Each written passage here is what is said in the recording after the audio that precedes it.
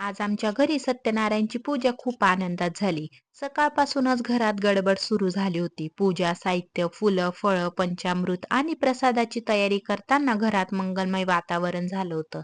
ओवीच्या काका काकूंनी सत्यनारायणची पूजेला सुरुवात केली. मंत्रोच्चार, कथा आणि आरतीमुळे घरात वेगळाच उत्साह होता. सायंकाळी सर्वच छान तयार झाली. सर्वांनी मिळून गणपती बाप्पाची आरती केली. आरती सुरू होताच ओवीला खूपच आनंद झालेला असतो.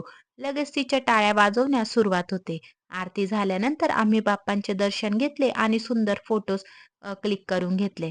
आम्ही सगळ्यांनी मिळून ओवीसोबतही छान फोटोज क्लिक करून घेतले. माझं आणि ओवीचं टाइमपास व्हिडिओ घेणं चालू होतं.